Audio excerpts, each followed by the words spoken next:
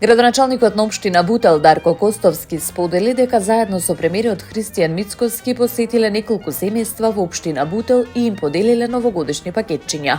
Костовски посочи дека посетиле семејства во Радишани, Љубанци и Љуботе. Дечињата ни даваат енергија да продолжиме да работиме секојдневно пред се за нив и да им обезбедиме безгрижно детство, истакна Костовски, порачувајќи детски насмевки, љубов и многу мир во следната година, честитајќи ги новогодишните и божикните празници. Градоначалникот на град Скопје Орце Ѓоргиевски со покана до скопјани и гостите на главниот град за, како што вели, незаборавен дочек на новата 2026 година на плоштадот Македонија. По подолг период Скопје повторно ќе пулсира во знакот на радоста и врвната музичка забава со богата програма што ќе обединува сите генерации. Ја враќа празничната магија во срцето на градот, истакнуваат од град Скопје.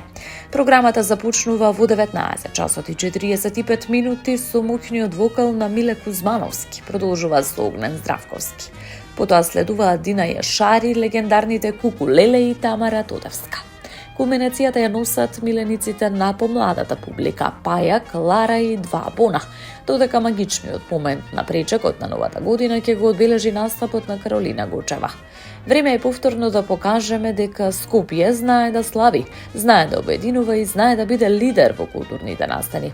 Со домашни сведувачи и љубени од публиката создадовме програма што ги поврзува сите генерации, додава Ѓоргиевски. Со 17 гласа за и 7 против, општина Киселавода го донесе буџетот за 2026 година вреден 1 милијарда 578 милиони 271.060 денари.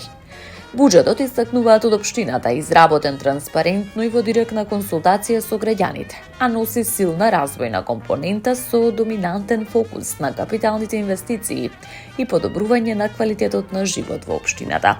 Градоначалничката Бети Стаменковска Трајковска, презентирајќи го буџетот пред Советот, истакна дека отчетноста и транспарентноста биле водечки принципи во неговата подготовка, при што секој предлог од граѓаните бил разгледан и најдобрите идеи се вградени во планот за 2026 година.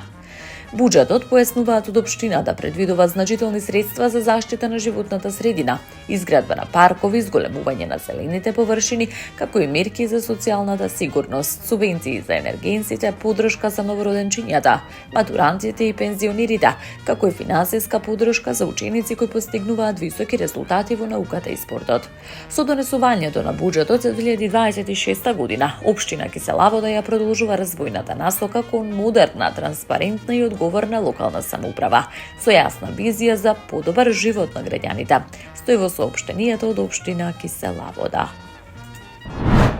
Во рамки на Општинското основно училиште Гоце Делче во Горно Лисиче пуштено е во употреба ново кошаркарско игралиште за играње, информираше градоначалникот на општина Аеродром Дејан Митески. Митески посочи дека игралиштето е изградено од современи материјали според сите стандарди за безбедна игра. Игралиштето им овозможува на децата квалитетен простор за спорт и развој на нивните вештини. Додава дека игралиштето ќе служи за време на наставата, односно за дел од часовите по физичко и здравствено образование, но и дека ќе биде отворено и достапно за сите жители во наставата. Градоначалникот на општина Бутел Дарко Костовски информираше дека намерно била запалена баскет подлогата на игралиштето во населбата Радишани. Имено станува збор за едно од најубавите баскет игралишта во државата. Терен покриен со сертифицирана подлога за баскет од ФИБА, посочи Костовски. Тој додаде дека мала среќа било што чуварот на училиштето и совесни граѓани случајно виделе како гори подлогата. Огнот е изгаснат, штетата не е преголема за среќа. Друго ништо не би коментирал, немам зборови, истакна Костовски. Таму е Скопје, град мој љубав лише, што ми расте сни. Вечно ќе ја